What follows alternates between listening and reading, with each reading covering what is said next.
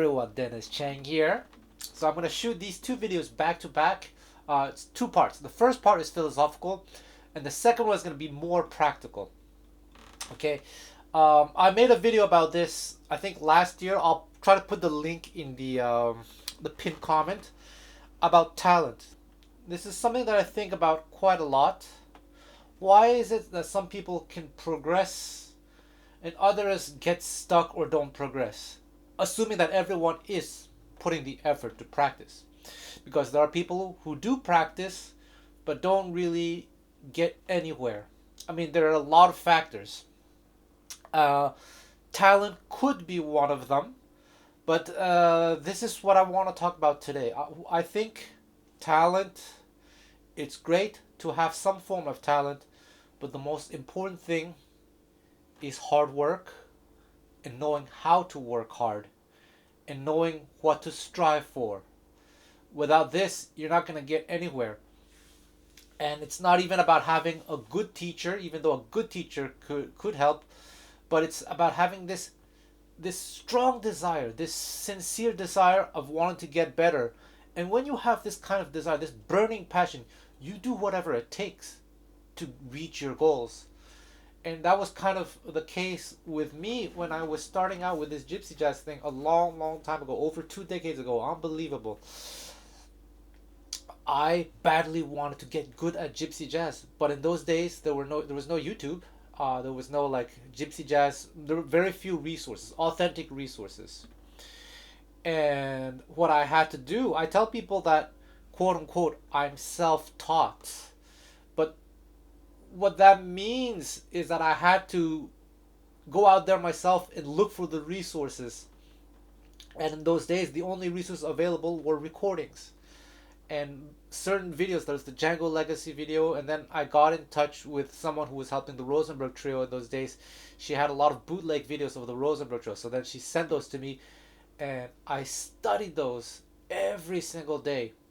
But if I could have had teachers, I would have gone for them. But in those days, I didn't have a lot of money. But what there was, I got lucky. You know, Robin Nolan, Stefan Rembel, they came to Montreal to do workshops.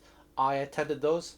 There was a local gypsy jazz band, not professional by any stretch of the imagination, but it was the only band in town. I went every single week religiously, every Sunday. I still remember.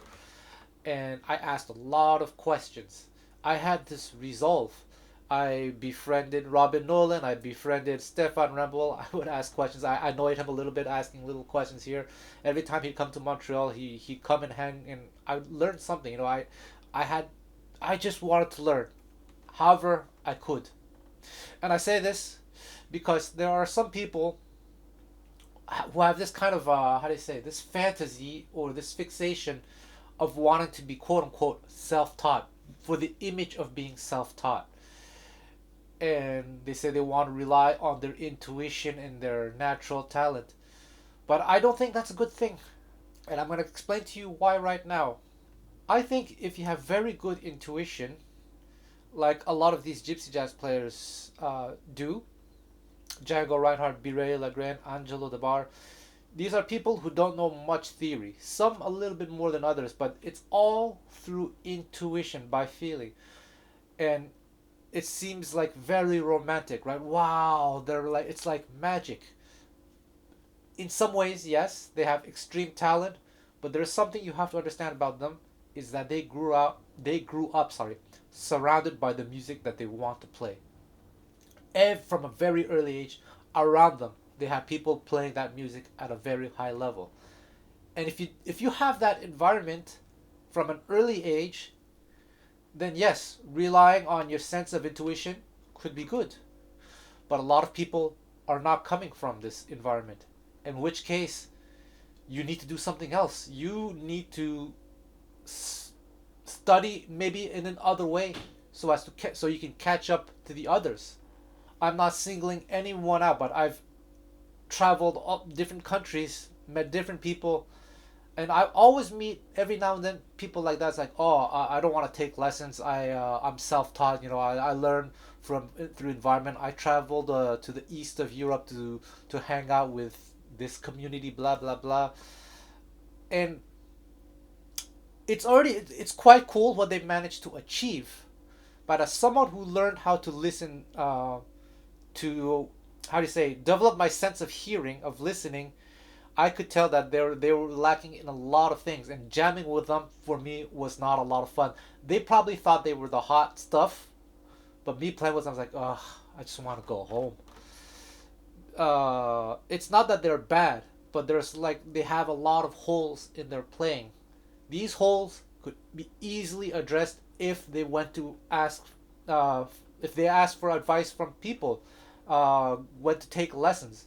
Because man, if I could have access to a teacher, I would go for one. So, Gypsy Jazz, for the most part, I learned on my own.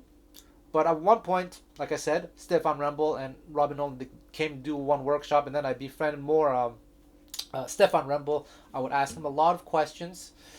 And then one day I was walking down the street.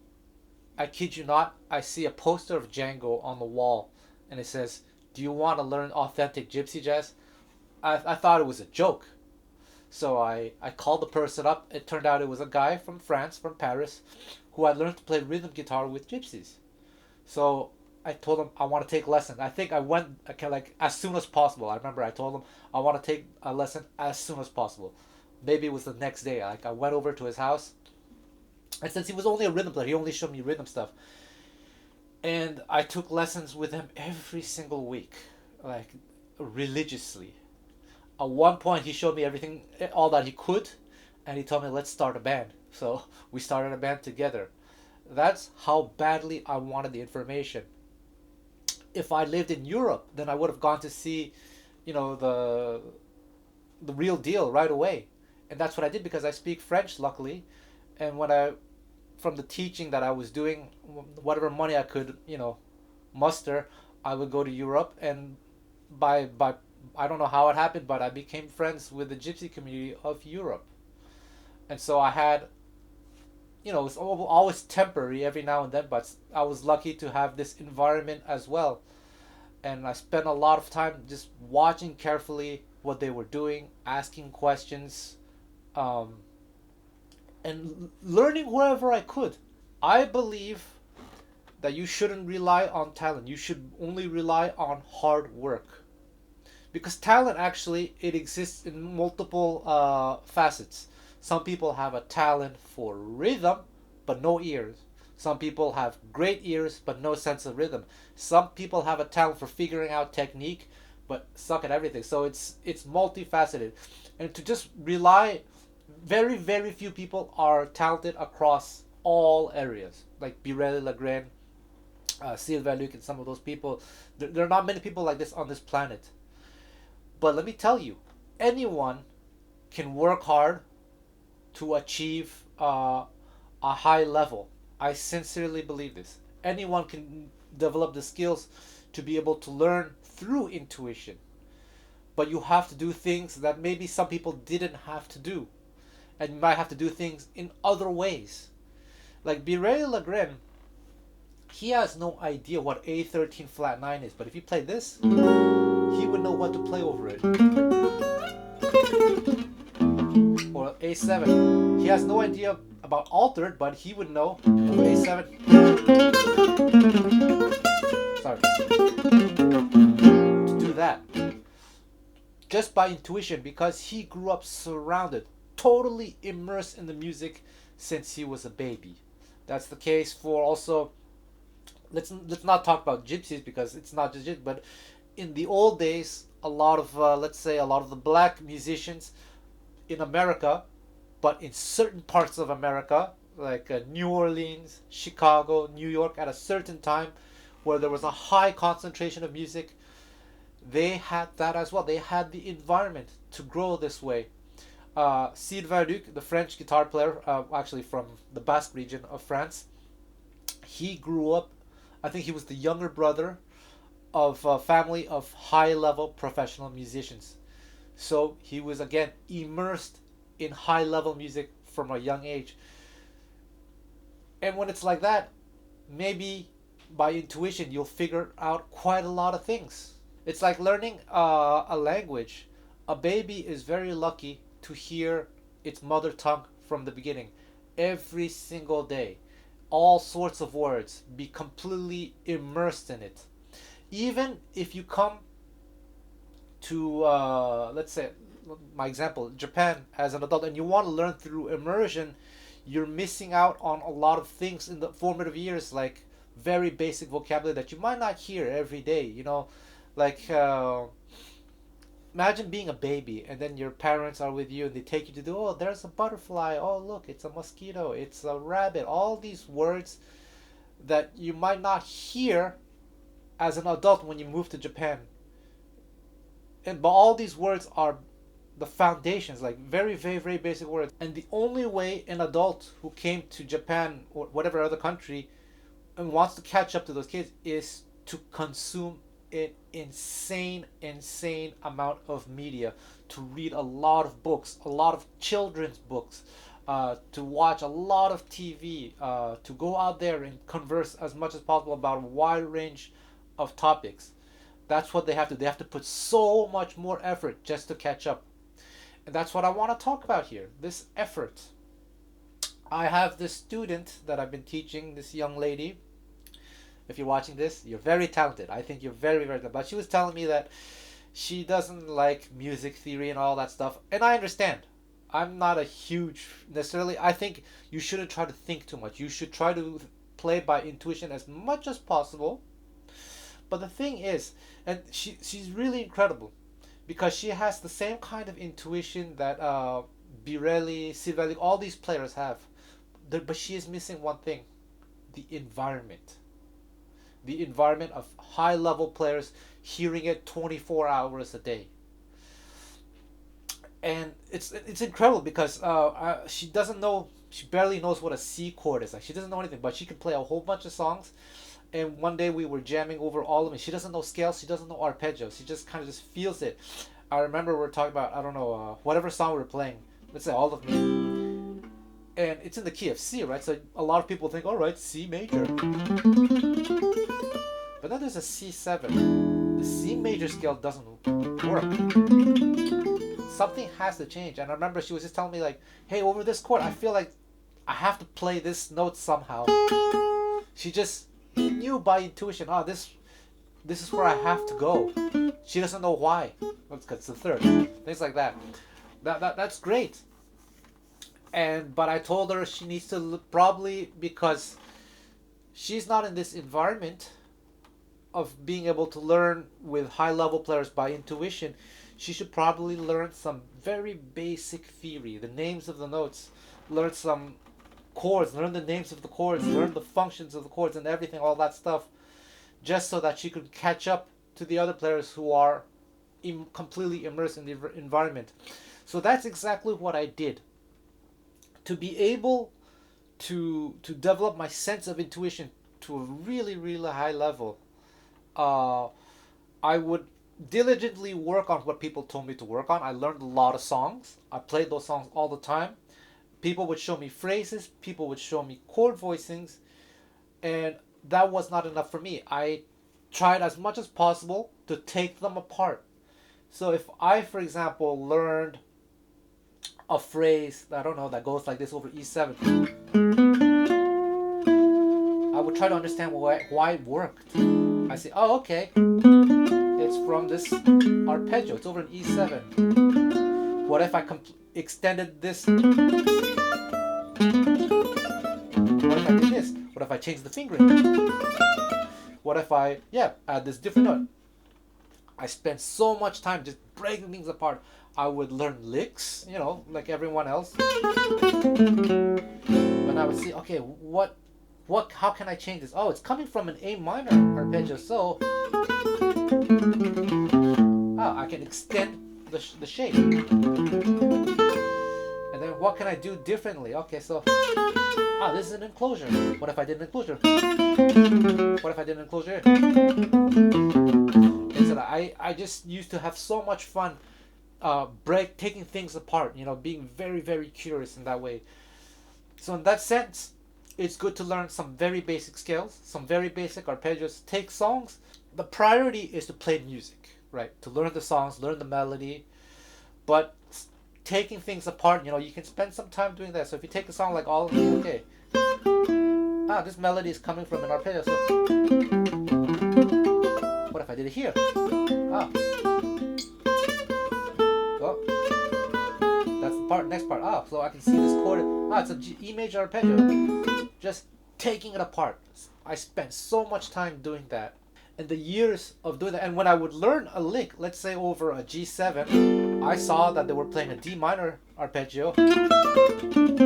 Then I would study the G major, the D minor arpeggio over G7. I would try different positions.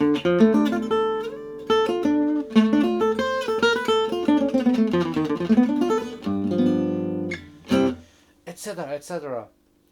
That's the kind of work that I did, that I encourage people to do, to put the effort into understanding how the music works. And by doing this, I eventually developed my ears and sense of intuition and understanding of music. The most important thing being learning a whole bunch of songs and playing them regularly. I know so many songs. Doing this over many years and taking every single song apart, thinking about the songs, thinking about what's similar between the songs. Oh, it's the same chord progression as this, but the B section is a little bit different. Things like that. Always thinking in my brain. And it's funny because it started off when I was about off of high school. I took this jazz history class. I've shared this story before, and the teacher would play a recording, and the teacher would say, "Can anyone recognize the chord progression?" I remember all the students like, "Oh, it's whatever. Take the A train," and I was there. I couldn't hear anything. I was so ashamed that my ears were so bad. So you know what I started doing? I started learning a whole bunch of songs. I started playing them. I started transcribing tons and tons of music. I did whatever it took to catch up to everyone else. With technique, for example, this gypsy jazz technique, I remember I've shared this story again recently. I was a little bit frustrated because I had another technique that I had developed pretty well, this alternate picking thing.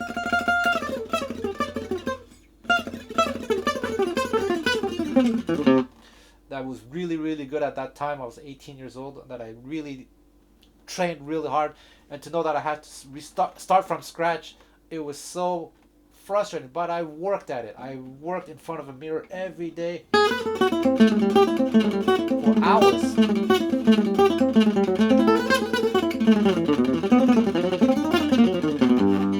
Hours and hours and hours. I didn't just rely on any kind of talent. I put in the effort. Unfortunately, it requires time, and you have to time and effort, okay? But as a result of doing this, of training my mind, of putting so much effort, I caught up to everyone else in terms of intuition. It's gone to a point now where I can hear just as well as some of the best players out there, learn songs really, really, really fast, learn passages extremely fast. Not because I'm talented, but because I put in the effort to understand how music works by learning basic theory, learning the fretboard, learning how voice leading works. Like, let's say a song like All of Me, I wasn't content just playing. I would then see like, okay, if I just take these three notes, how can I find an E7 that's close?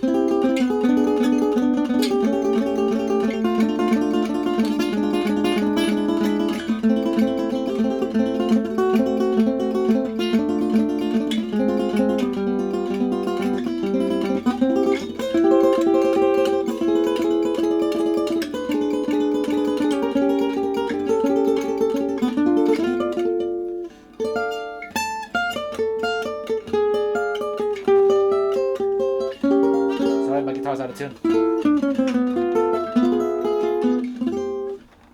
I spent so much time in my mind just taking things apart as much as possible. This is kind of the effort that I put into to be able to catch up to everyone else. I took a lesson with Scott Henderson recently because he had some free time and I just kind of want to talk to him. And everything that he played for me, even though he's playing a different style of music, I understood, I heard right away, and I was able to figure out, reproduce what he was playing for me immediately. And he was just saying, "Wow, I don't usually get students who can just understand things right away. Again, it's not because I'm talented, it's because I learned how to learn. I learned the the language of music, not in theoretical terms, but this it's hard to say, but I learned to feel the music, to understand the music through feeling by doing all this work that I've been telling you guys about, breaking things up, learning songs by ear, transcribing, and then trying to make sense of what I was transcribing. Years of doing that. I remember there's a video of me out there live streaming me transcribing, and it's really, really fast. And someone commented I had perfect pitch, which is not true. In fact, my ears were really bad. I was so ashamed of my ears that I took the steps to correct them. So that's what I want to talk about in this video. Talent is great if you have it, but don't rely on it. Hard work and this desire to want to be good, no matter the cost, is what matters. And that cost might force you to do things that other people didn't have to do, and there's no shame in that. There's really no shame. Because it's unfortunate, because this might not reach people who are delusional, because there's some people who are just how do you say, they're stubborn. I've met people, oh, I want to be self-taught, like I'm self-taught, I want to learn everything on my own, which is ridiculous. Because in those days, even someone like Birelli, he had help. People would tell him, hey, play this chord instead, up here's, play it like this. That was the case, with the Rosenberg family. They were sharing me stories. Stoklow asked, they from their uncles, instead of playing here, play there. Everyone in those days, all those gypsies were kind of like me, self-taught, but they had the environment. They asked questions.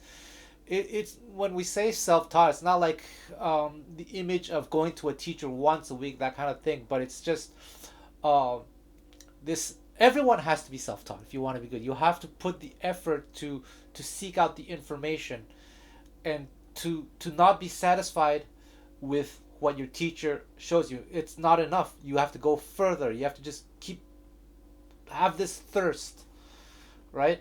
So that's the point of this video today.